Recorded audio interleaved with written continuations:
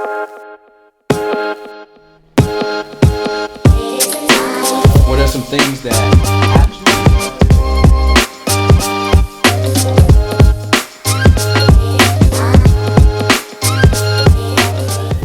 All right, what's up? It's your boy Arturo, and this is a day in the life of an entrepreneur. So far, it's been an absolutely incredible day. So, got up about 4 o'clock, and we got to the airport to go to ATL, to go to Marcus Roger's entrepreneur speaker event, and he dropped some absolute gems. Focused the very first part of the thing about the mindset is his presentation about focusing on working on your inner speaker, which is absolutely incredible. Because a lot of times there's a book called The Inner Game of Tennis, where even Les Brown said you need to focus on the seller. And so with that, he's giving you the tools and the tactics and taking you across the journey to what he did to get to where he was, which is absolutely incredible. And so now we're over here at my man, David Shands, place called the Creators Clubhouse. Absolutely incredible. We're about to go in there and just connect and engage and shoot a little bit of a podcast, which is going to be awesome. Looking forward to that. David Shands is one of the most genuine and creative people that I've met, but also has a big vision. And a lot of his business, he focuses and throws it into real estate, which is one of the things that I'm looking to do with my business as I'm looking for another space. So not only coming here to be able to collab and engage with him, but to hear the backstory of how this journey went with the Creators Clubhouse and the vision that he had for this space when he first seen it to what it turned out to be. I'm sure this is going to be absolutely incredible. So you guys stay tuned for the podcast. It's going to drop for the Social Proof podcast or the Social Selling podcast. Not sure just yet, but David says, man, I can't wait. Let's go.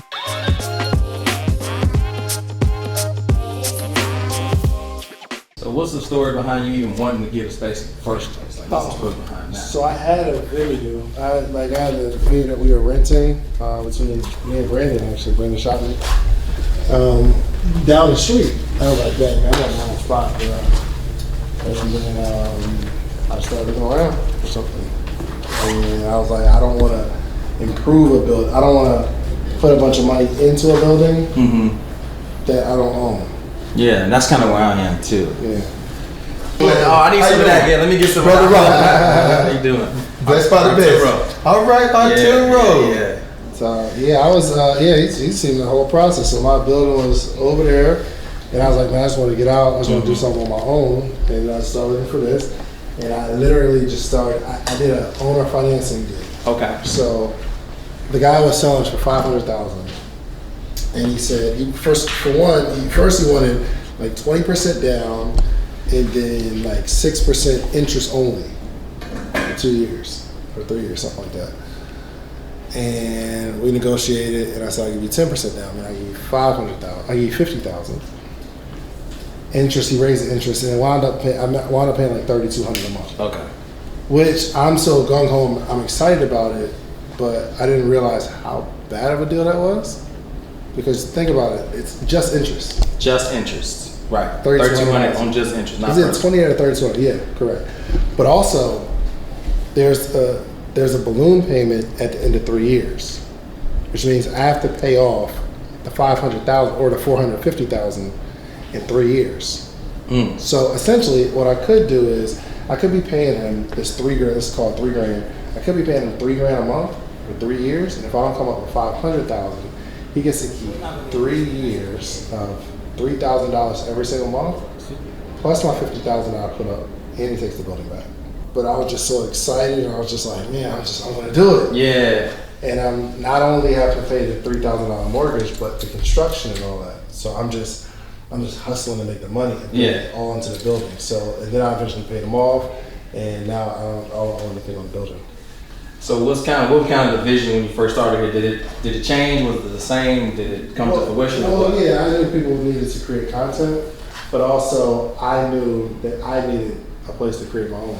Okay, yeah, where you didn't have to like bring all your stuff in Correct. and take it out, Correct. like rent studio type stuff. Yeah, so I'll walk you through a couple rooms. Here's your setup for today. And if you have like some other brand colors, you can. What's up? What's going on? You're not doing September? Jay. What's right there? So, yeah, so then we can change those colors. Like you see the blue, you can change whatever color you want. So there's one room, we can do it that way. This is a short throw projector, so normally we have a desk here. So if you were gonna do a webinar or something like that, Okay. you can have the camera shooting here and be changing the screen from the desk. So it's not like a Zoom virtual background. It's like, yo, you're creating a background if you wanna.